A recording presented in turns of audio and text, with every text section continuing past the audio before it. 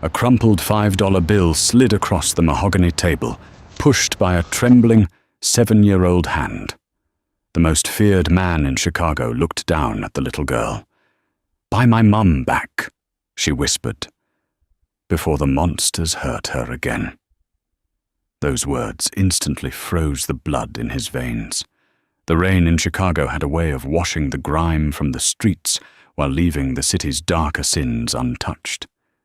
Inside the VIP lounge of the Velvet Room, the air was thick with the scent of expensive bourbon, Cuban cigars, and quiet, absolute authority.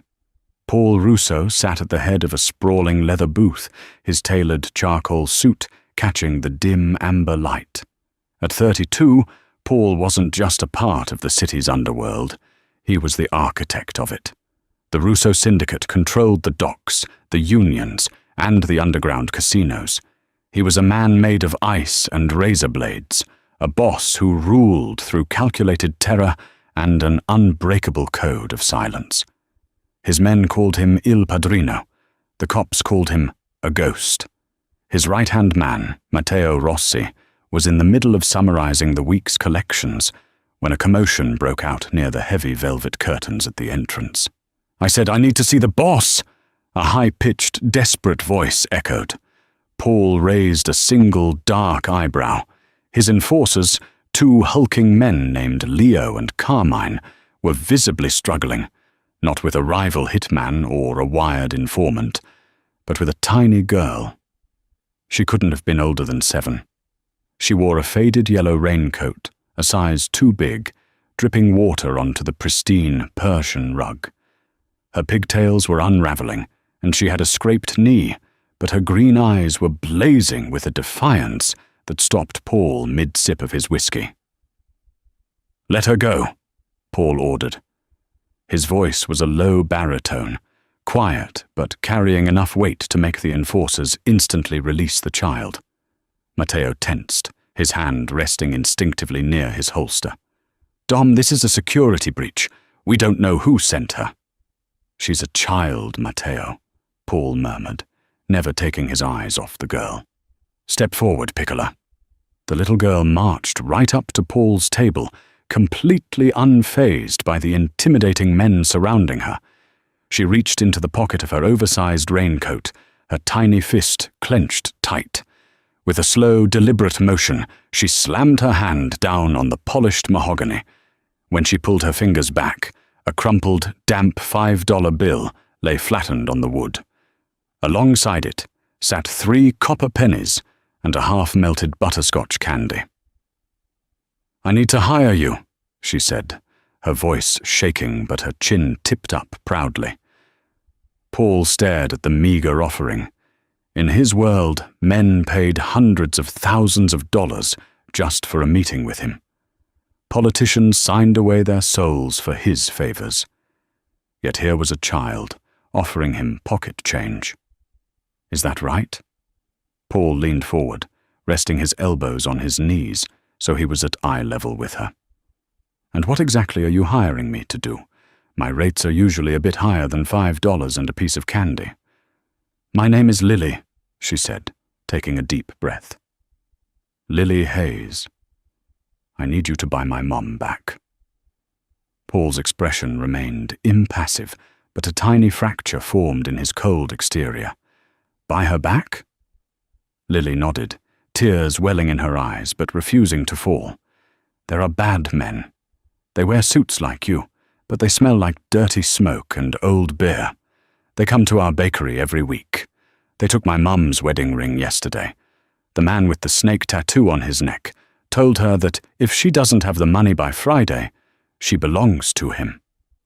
Matteo cursed under his breath. "Snake tattoo? That sounds like Silas O'Connor's crew. Bottom feeders running loan shark rackets in the South Side." Paul ignored Matteo, keeping his focus entirely on Lily. "Why come to me, Lily? Why not the police?" It was then that Lily spoke the words that shattered the impenetrable fortress Paul had built around his heart. "Mommy says you're the devil of Chicago," Lily whispered, her green eyes wide and utterly sincere. She cries when she hears your name on the news. But before my daddy died, he told me a secret." "What secret?" Paul asked, his voice barely a murmur. "He said the devil is the only one strong enough to scare the other demons away," Lily replied. "He said if the real monsters ever came, only the devil could protect us. Please, be my devil. Save my mum." The VIP lounge went dead silent. The only sound was the heavy rain beating against the frosted glass windows. Paul stared at the little girl, frozen. He said the devil is the only one strong enough to scare the other demons away. Paul hadn't heard that phrase in nearly 20 years. It was the exact phrase his own father had used before he was gunned down in the streets of Palermo. It was a philosophy of necessary evil, a ghost from a past Paul had buried deep. Slowly, deliberately, Paul reached out. His large, scarred hand picked up the damp $5 bill. He folded it neatly and slipped it into the breast pocket of his tailored suit. "Contract accepted," Paul said, his voice laced with a lethal, icy promise. "The candy, however, is on the house. Keep it." Lily's face lit up with a breathtaking smile. For a second, Paul felt a strange, unfamiliar tightness in his chest. "Matteo," Paul stood up, adjusting his cuffs. His eyes were dark, predatory. "Get a car ready, and find out everything there is to know about a widow named Hayes and a bakery on the south side. Silas O'Connor has forgotten whose city he breathes in." The dossier Matteo compiled was as tragic as it was common. Era Hayes, 28 years old. Widowed a year ago when her husband, a mechanic, died in a suspicious garage fire. He had left behind crippling medical debts from a previous illness, forcing Era to take a loan from the absolute worst kind of people just to keep her small, independent bakery afloat and put food on the table for Lily. The principal was $10,000. With Silas O'Connor's extortionate interest rates, she now owed $50,000, a sum a struggling baker could never hope to pay. The next morning the rain had cleared, leaving behind a crisp, biting Chicago chill. Paul parked his unmarked black SUV a block away from Sweet Haven Bakery. He hadn't brought a crew. He hadn't brought Matteo. This was a private contract. When Paul pushed open the glass door, a little bell chimed above. The scent of vanilla, fresh yeast, and cinnamon immediately enveloped him, a stark contrast to the sterile smell of gunpowder and blood he was accustomed to. The shop was modest, with peeling floral wallpaper and a display case that looked half empty. Behind the counter stood Era Hayes. Paul stopped in his tracks. The photograph in Matteo's file hadn't done her justice. She was breathtaking, but in a raw, unguarded way. Her auburn hair was piled into a messy bun, flour dusting her cheek and the apron tied around her slender waist. There were dark circles under her expressive, almond-shaped hazel eyes, painting a picture of profound exhaustion. When she looked up at him, her smile was a practiced customer service mask, but Paul could see the sheer panic vibrating beneath her skin. "Welcome," Era said, her voice soft but strained. "What can I get for you?" She didn't recognize him. Good. To the general public, Paul Russo was a shadow, a name whispered in fear, rarely photographed. He wore a simple black cashmere sweater and dark jeans today, hiding the lethal authority he usually projected in his three-piece suits. "A black coffee," Paul said, stepping up to the counter. He kept his eyes locked on hers. "And whatever you recommend." Era shifted uncomfortably under his intense gaze. "The almond croissants are fresh," she murmured, turning to the espresso machine. As she worked, Paul observed her. He saw the faint trembling in her hands as she steamed the milk.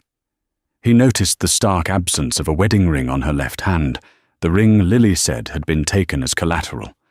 A familiar, dark rage simmered in his gut. Paul was a criminal, a murderer by society's standards, but he didn't touch women or children. Men like Silas O'Connor, who preyed on desperate widows, disgusted him. She set the coffee and a pastry bag on the counter. That will be $6.50. Before Paul could pull out his money clip, the bell above the door chimed violently. 2 men walked in, bringing the stench of cheap cologne and stale smoke with them. One was tall and wiry, with a prominent snake tattoo coiled around his neck. The other was built like a cinder block. Era froze, the color draining entirely from her beautiful face. She instinctively took a step back, her hand flying to her throat. "Afternoon, Era," the snake-tattooed man sneered. He didn't even glance at Paul, assuming he was just another nobody civilian. "Hope you've been baking up some cash. Boss wants his 50 grand. Tomorrow is Friday, but we decided to come a day early." I told you," Era's voice broke, though she tried desperately to keep it steady. "I don't have it. I gave you my ring. I need more time. Please, just 1 more month." "Time is expensive, sweetheart." The bigger thug laughed, walking over and slamming his fist on the delicate glass display case, making Era flinch. "Silas says if you don't have the cash today, we start breaking the ovens. And if you still don't have it, well, maybe you can work off the debt at one of his clubs. You're pretty enough." Ira let out a choked sob, backing up until she hit the wall behind the counter. Paul took a slow, deliberate sip of his black coffee. It was excellent. He placed the ceramic cup gently onto the counter. The soft clink of the porcelain seemed to echo in the tense room. "You gentlemen are interrupting my breakfast," Paul stated.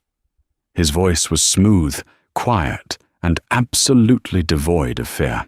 The snake-tattooed man finally turned to look at him, sneering. "Beat it, buddy. Unless you want to lose teeth, take your croissant and walk out that door." Paul didn't move.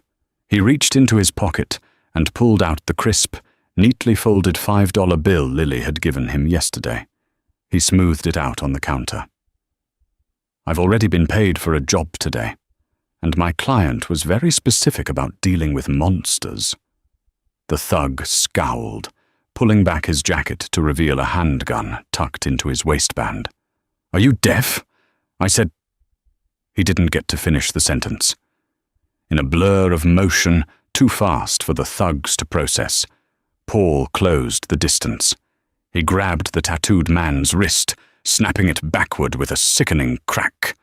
The man screamed, but Paul had already pivoted. He drove his elbow squarely into the cinderblock thug's throat, sending the massive man crashing back into a table, choking and gasping for air. The tattooed man reached for his gun with his good hand, but Paul was merciless. He grabbed the man by the throat, lifting him an inch off the ground, pinning him against the wall next to the door. Paul's eyes were pitch black, the true devil of Chicago stepping out of the shadows. "Tell Silas O'Connor," Paul whispered, his voice a lethal hiss that made the thug tremble violently, "that Era Hayes's debt is cleared. If he or any of his dogs ever step within a 1-mile radius of this bakery or her daughter again, I won't just kill him, I will erase his entire bloodline from this city. Do you understand me?" The thug, turning purple, managed a frantic nod. Paul dropped him. "Leave, now!" The 2 men scrambled out of the bakery, stumbling over each other in their haste to escape the terrifying aura of the man they had just provoked. The bakery fell into a stunned, deafening silence. Paul took a breath, adjusting his cashmere sweater, his demeanor returning to calm. He turned back to Era. She was staring at him, her hazel eyes wide with a mixture of profound shock, awe, and burgeoning terror. She looked from his face to the folded $5 bill on the counter, and then realization dawned on her. "Who?" Era whispered, her voice trembling violently. "Who are you?" Paul looked at her, seeing the fierce, protective mother who had raised a daughter brave enough to walk into a Mafia den. He picked up his coffee cup. "I'm the man your daughter hired," Paul said softly. "My name is Paul Russo." Era gasped, clapping a hand over her mouth as she stumbled backward. She knew that name. Everyone in Chicago knew that name. She hadn't been saved by a guardian angel. Her 7-year-old daughter had just sold their safety to the most dangerous crime boss in the country.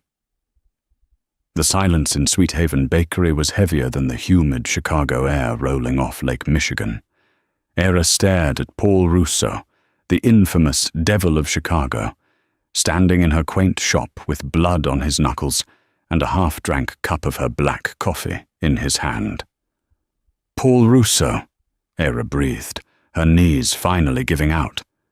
She slumped against the wooden counter, her hands gripping the edge so tightly her knuckles turned white. You're the head of the syndicate, the man who owns the Gold Coast. Why? Why would you help us?" Paul stepped forward, his movements slow and deliberate, treating her like a startled deer that might bolt at sudden aggression. He reached into his pocket and placed the crumpled $5 bill back on the counter, right next to the cash register. "Because a client came to me with a job, Mrs. Hayes," Paul said, his dark eyes softening just a fraction. "And in my line of work, a contract is a contract. Lily paid my fee. Your debt to Silas O'Connor is erased." "Silas won't just walk away," Era whispered, a tear finally escaping and tracing a clean line through the flour on her cheek. "He works for Declan Sullivan. They are monsters. They'll burn this place down just like they burned down Arthur's garage." Paul's posture stiffened. The temperature in the room seemed to drop 10 degrees. "Arthur, your late husband. The police report stated the garage fire was a tragic electrical failure. The police report was bought and paid for," Era said bitterly, wrapping her arms around herself. "Arthur was a mechanic at O'Hare Auto Customs. A few weeks before he died, he was working on a vintage restoration. A 1978 Lincoln Continental. He told me he found something inside it. Something that scared him. He wouldn't tell me what it was, only that it belonged to the ghosts of Chicago. 3 days later, the garage burned to the ground, with him locked inside." Paul's mind raced, connecting the invisible threads of the city's underworld. O'Hare Auto Customs was a known front for Declan Sullivan's Irish crew. And a 78 Lincoln Continental? That era, that specific circle of ghosts. It pointed to the old regime. "Pack a bag," Paul ordered softly, pulling out his sleek black encrypted phone. "You and Lily are not staying in your apartment tonight. You are coming with me." "I can't just leave." "Era," Paul interrupted, his voice a low, commanding rumble that left no room for argument. "Sullivan's men will be back. If what your husband found was valuable enough to kill for, they won't stop at extortion. I gave Lily my word that I would protect you. Let me do my job." Within 20 minutes, 2 heavily armored black SUVs pulled up outside the bakery. Paul's most trusted men, Leo and Carmine, stepped out, their eyes scanning the street with professional paranoia. Ira, holding a sleepy and confused Lily by the hand, was ushered into the back seat of Paul's vehicle. They drove in silence to the Gold Coast, pulling into the secure underground garage of the Drake Hotel. Paul owned the entire penthouse level under a shell corporation, a fortress suspended in the clouds. Once inside, the sheer opulence of the penthouse, marble floors, floor-to-ceiling windows overlooking the glittering Chicago skyline, and priceless art, left Era speechless. But Lily immediately ran to the massive velvet sofa and bounced on it. "Are we having a sleepover with the devil?" Lily asked, her green eyes wide with excitement. Era gasped. Lily, manners! Paul let out a sound that Era realized, with profound shock, was a genuine chuckle. It transformed his harsh, angular features, making him look devastatingly handsome. Yes, Piccola, we are having a sleepover. My men will bring you whatever you want for dinner. Later that night, after Lily had fallen asleep in a guest bedroom, the size of Era's entire apartment, Paul sat in his dimly lit study. Matteo stood across from the mahogany desk, holding a manila folder. "You were right, Dom," Matteo said, sliding the file across the desk.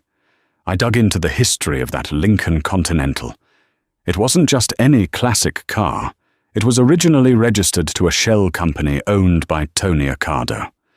Paul's eyes narrowed at the mention of the real-life historical boss of the Chicago outfit. Accardo was a legend, a man who ruled the underworld for decades and supposedly hid millions in untraceable bearer bonds and blackmail material before he died. Matteo tapped the file. "Here is what we know. The car, purchased at a blind auction by Declan Sullivan. Sent to Arthur Hayes for a frame-off restoration. The secret. Arthur found a hidden compartment in the chassis. We believe it contained Accardo's lost ledger, a little black book containing blackmail on half the politicians in the state, plus the locations of safe deposit boxes holding millions. The murder. Sullivan found out Arthur took the ledger. They locked him in the garage and torched it. The debt. The $50,000 loan was a smokescreen. Sullivan didn't want Era's money. He wanted an excuse to tear her life apart legally, searching for the ledger Arthur hid before he died. "Arthur hid it," Paul murmured, staring out at the city lights. "And he never told Era. He died to protect them." Paul walked out of the study and found Era standing on the balcony, the cold wind whipping her auburn hair around her face. She was wearing one of his oversized cashmere sweaters, looking vulnerable but fiercely resilient. He stepped out beside her, offering her a glass of aged Macallan. She took it, their fingers brushing. A spark of electricity shot up Paul's arm, a sensation he hadn't felt in a decade. "He hid something, didn't he?" Era asked quietly, staring out at the dark waters of Lake Michigan. "That's why they won't leave us alone." "A ledger," Paul confirmed, deciding in that moment to give her the absolute truth. "Worth millions. More importantly, worth power. Power that Declan Sullivan wants." Era closed her eyes, a tear slipping down her cheek. "I don't have it. I swear to you, Paul, Arthur never gave me anything. The only thing he left behind was his old toolbox and a $5 bill he gave Lily for her allowance the morning he died." Paul froze. The $5 bill? He reached into his breast pocket and pulled out the crumpled note Lily had slapped on his table. He held it up to the light of the balcony. It looked completely ordinary. But when Paul tilted it, looking closely at the serial number printed in green ink, he noticed it. The numbers had been carefully traced over with a microscopic ballpoint pen. Not a serial number, a sequence of coordinates, and a locker number at Union Station. "He didn't leave you nothing, Era," Paul said, his voice thick with awe at the dead mechanic's brilliance. He left Lily the map. The rain returned to Chicago the next evening, a torrential downpour that matched the brewing storm in the underworld. Matteo had retrieved the package from Union Station using the coordinates on the $5 bill. Inside the rusty locker was a heavy, leather-bound book, smelling of age and engine oil. Tony Accardo's ledger. It was a nuclear bomb of information. "We have it," Matteo said, pacing the penthouse living room. "We can destroy Sullivan with this, or we can use it to expand the syndicate's reach into the state senate." "Burn it," Paul commanded without hesitation. Matteo stopped dead. "Dom, this is worth—" "I don't care what it's worth," Paul growled, strapping a Kevlar vest over his dress shirt and checking the magazine of his customized 1911 pistol. "As long as this ledger exists, Era and Lily are targets. We burn it, and then we cut the head off the snake." Before Matteo could argue, the penthouse alarms blared. A heavy, synthetic voice echoed through the intercom. "Breach in the private elevator shaft. Multiple armed hostiles." Declan Sullivan hadn't waited. He had bribed someone in the building's security team.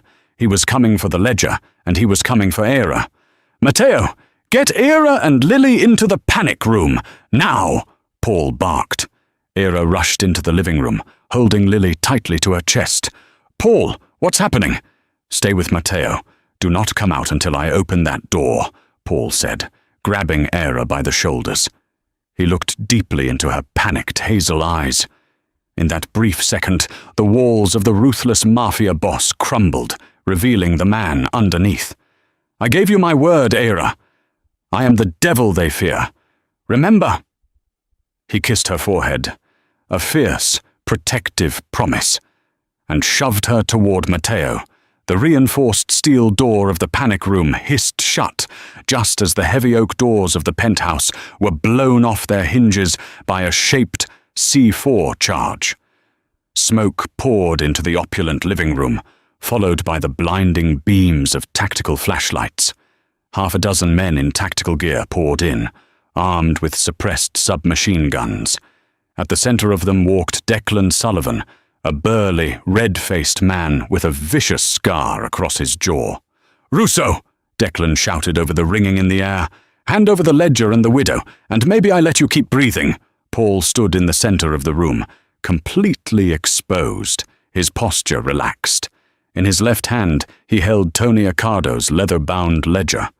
In his right, a silver Zippo lighter. "You burned a good man alive, Declan," Paul said, his voice cutting through the smoke like a scythe. "You terrorized a woman and a child. You broke the rules of our world." Paul flicked the Zippo open. The flame illuminated his cold, pitch-black eyes. He touched the flame to the ancient, oil-soaked pages of the ledger. It caught instantly, blazing into a miniature inferno. Declan's eyes widened in horror. "No, kill him! Kill him!" Paul dropped the burning book onto the marble floor and moved with the terrifying speed that had earned him his violent throne. He dove behind a heavy mahogany pillar just as a hail of bullets shredded the space where he had been standing. The penthouse erupted into a chaotic symphony of gunfire and shattering glass. Paul was a master of close-quarters combat. He leaned out, firing twice. Two of Sullivan's men dropped instantly, precise shots to the chest. Leo and Carmine flanked from the hallway, catching the remaining thugs in a deadly crossfire. The air grew thick with cordite and the copper stench of blood. Paul moved relentlessly forward, a predator in his element, closing the distance to Declan. A bullet grazed Paul's shoulder, tearing through his shirt and biting into his flesh. But he barely registered the pain. He vaulted over a shattered glass coffee table, tackling Declan to the floor. The Irish boss swung wildly with a combat knife, but Paul caught his wrist, snapping it with the exact same brutal efficiency he had used on the thug in the bakery. Declan howled in agony. Paul pressed the barrel of his 1911 directly between Declan's eyes. "The debt is paid," Paul whispered, his voice vibrating with lethal finality. He pulled the trigger. Silence rushed back into the ruined penthouse, save for the crackling of the burning ledger on the marble floor. Paul stood up slowly, clutching his bleeding shoulder. He looked around at the bodies of Sullivan's crew, then at the ashes of Accardo's legacy. It was over. The ghosts of Chicago were finally put to rest. Paul walked over to the panic room and entered the override code. The heavy door swung open. Era stood there, pale and trembling, shielding Lily.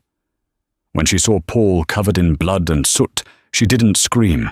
Instead, she rushed forward, throwing her free arm around his waist, burying her face in his chest.